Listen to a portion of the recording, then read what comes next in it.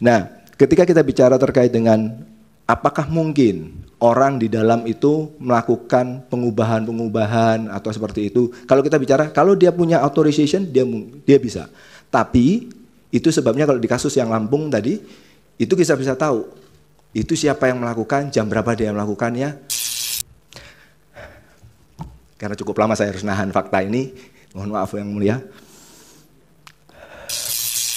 Ada dua lembaga yang melakukan audit, BRIN telah melakukan audit, dan BSSN telah melakukan technical assessment.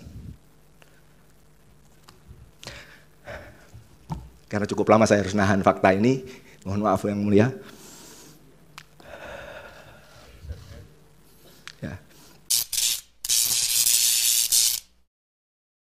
Silakan. Saksi. Baik, terima kasih yang mulia. Baik, saya mohon maaf kalau mungkin ada yang tertinggal, nanti bisa kalau diizinkan bisa yang bersangkutan untuk menanyakan kembali.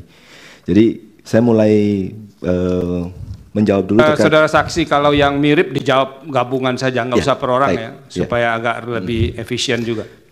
Baik, jadi ketika tadi ditanyakan terkait dengan pertanyaan bahwa apa sih yang membedakan Situng Sirekap 2020, Sirekap 2024. Jadi di Situng tadi sudah disampaikan bahwa yang menginput itu adalah pertama, jadi para KPPS itu harus melakukan salinan sejumlah saksi, dan itu relatifly kalau kita bicara itu juga relatifly yang sangat membuat capek buat rekan-rekan di KPPS ya. Habis itu yang nanti akan melakukan scan, input dan kawan-kawan itu akan dilakukan oleh teman-teman di kabupaten kota. Di Situng 2020 itu sudah mulai diotomasi gitu ya, tapi jumlahnya hanya 3 halaman. Beda dengan Situng 2024 yang satu TPS-nya jumlahnya 75 halaman.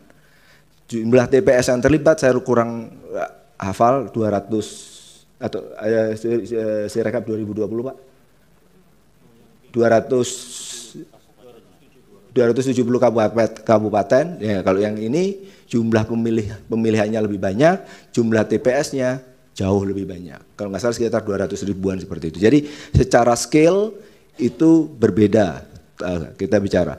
Nah, ketika kita bicara terkait dengan bagaimana development Sirekap itu gitu ya. Nah, kami memiliki ada tim tester, ada tim developer, ada tim security, tim infra, tim basis data. Dan itu tim yang segregated.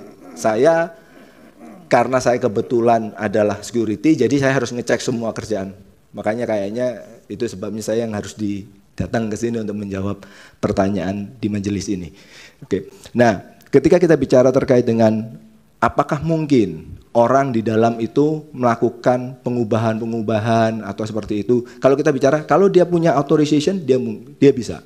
Tapi itu sebabnya kalau di kasus yang Lampung tadi, itu kita bisa tahu itu siapa yang melakukan, jam berapa dia melakukannya, IP-nya berapa, kita semua catat. Karena di dalam security itu ada dua pendekatan. Yang pertama kita mencegah kejahatan atau kita mencatat kejahatan. Karena orang kan kalau kita bisa mendeteksi, oh ini penjahat, ini orang baik, nah kita lakukan pencegahan. Tapi kan bisa saja orang yang kita deteksi sebagai orang baik, ternyata lambat laun dia melakukan kejahatan. Belum tentu orangnya, tapi bisa saja perangkatnya disusupi oleh malware. Itu. Jadi kami melakukan pengetesan dengan tim yang terpisah, dan masing-masing tim bertanggung jawab atas hasilnya dan ada cross check dan kawan-kawan. Nah, ketika kita bicara tadi ada pertanyaan gitu ya, apakah memang benar bahwa kami itu sudah merasa paling benar? Tidak ada yang sempurna di bawah langit ini, dan itu yang saya pahami dan semua rekan-rekan kami. Apakah kami sudah diaudit? Sudah, kami diaudit. Bisa dipakai. Ada dua lembaga yang melakukan audit, BRIN telah melakukan audit, dan BSSN telah melakukan technical assessment. Karena cukup lama saya harus nahan fakta ini, mohon maaf yang mulia.